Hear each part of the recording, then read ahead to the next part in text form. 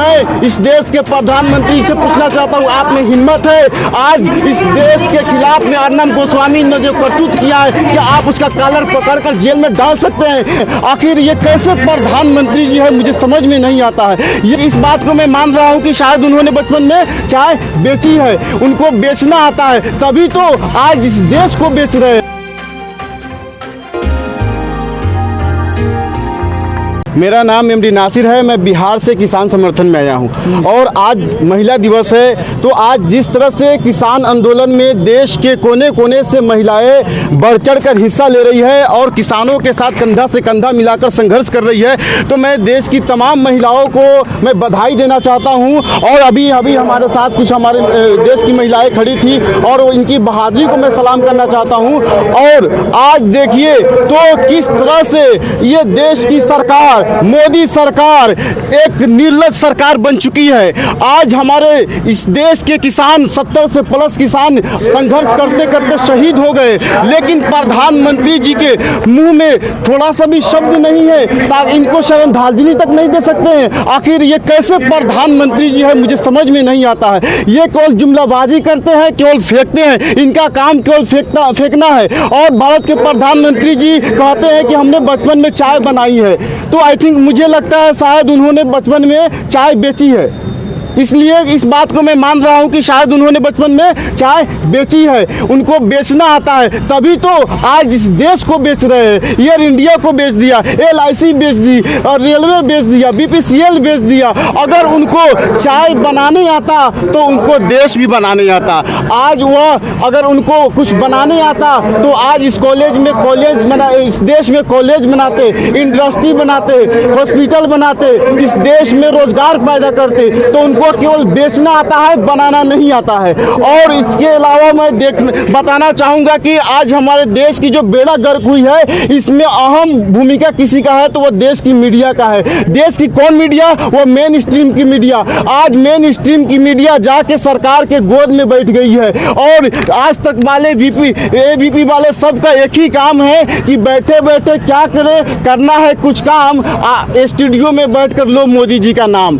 आज ये लोग यही कर रहे हैं, इसके अलावा कुछ नहीं कर रहे हैं। केवल मोदी कर आज इसको देश को उन्होंने धो दी। किसने धो दी? इस देश की गोदी मीडिया ने धो दी। जैसा कि आपने खबरों में पढ़ा होगा कि अर्नब गोस्वामी का एक चैट लीक हुआ है, तो अर्नब गोस्वामी इस देश के खिलाफ में इतना बड़ा घात किया है कि उनके ऊपर देशद्रोह का मुकदमा दर्ज होना चाहिए। बताइए। गोस्वामी तो पूछता है राष्ट्र, वो कहते हैं कि ये आंदोलन ठीक है, गलत है आंदोलन और बिल ठीक है। देखिए, जो अर्नब गोस्वामी बार बार कहते हैं पूछता है भारत, पूछता है भारत, पूछता है भारत, आज अर्नब गोस्वामी के मुंह पर थूकता है भारत।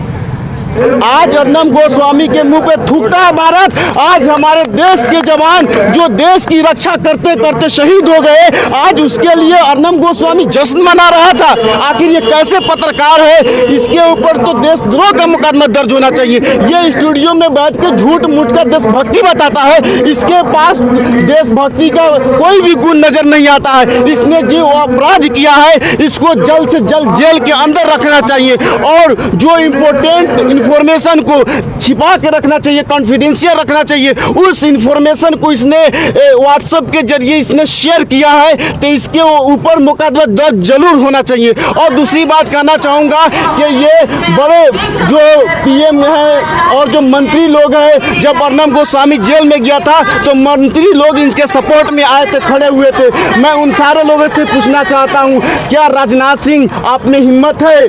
मैं प्रकाश जावड़ेकर जी से पूछना चाहता हूं, आप मंत्री हैं, आप में हिम्मत है? मैं इस देश के प्रधानमंत्री से पूछना चाहता हूं, आप में हिम्मत है? आज इस देश के खिलाफ में अर्नब गोस्वामी ने जो करतूत किया है, क्या आप उसका कॉलर पकड़कर जेल में डाल सकते हैं? मैं आपसे पूछना चाहता हूं। मोदी जी कहते हैं मेरे पास 70 इंच का सीना है, आपके पास 70 इंच का सीना कहाँ गया? जो इस देश के खिलाफ में इतने बड़ा जघन्य अपराध किया है, आप उसको खुलेआम छोड़ दिए हुए हैं। और ये प्रकाश जावड़ेकर जी के बारे में कहते हैं कि ये आदमी यूजलेस है।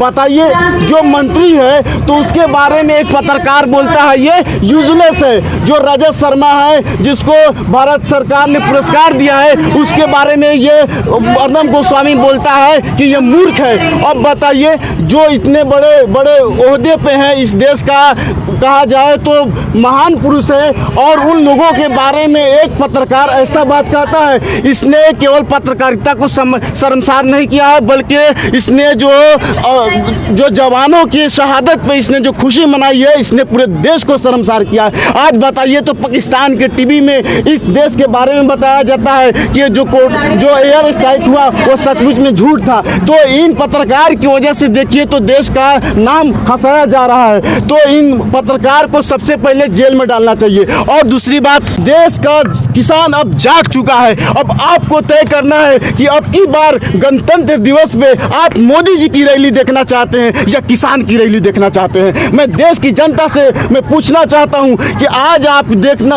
आप किसके साथ खड़े हैं? इस देश के 80% किसानों के साथ खड़े हैं कि ये झूठे जुमलेबाज प्रधानमंत्री जी के साथ खड़े हैं? इसने देश की बेड़ा कर रखी है। आज देखिए तो देश की जो जीडीपी है -24% पे जा चुकी है। और इस खैर कहिए कि हमारे किसान अन्नदाता इस लॉकडाउन में, जब कड़कती हुई धूप थी, चिलचिलाती हुई धूप थी, सारे लोग कोरोना वायरस के डर से अपने घर में बैठे हुए थे, लेकिन हमारे किसान अन्नदाता उस चिलचिलाती हुई धूप में खेतों में काम कर रहे थे, और वह दिन रात एक करके इस देश की जीडीपी को उन्होंने बचाया है। अगर ये किसान नहीं होते तो यह देश की जीडीपी -24% पे है, ये घट कर 30% पे जा सकती थी। तो इस देश का आन बान शान कोई है तो हमारा देश का किसान है, और हमारे देश का किसान हमारे देश का हीरो है। मैं अमिताभ बच्चन, हेमा मालिनी, सनी देओल जैसे जो हीरो है, मैं उनको हीरो नहीं मानता हूँ। असल में जो हीरो है हमारे देश के किसान और हमारे देश के जवान हैं। जय हिंद, जय भारत। तो साथियों, देखा एक युवा का जोश जो कि बिहार से पहुंचे किसान आंदोलन।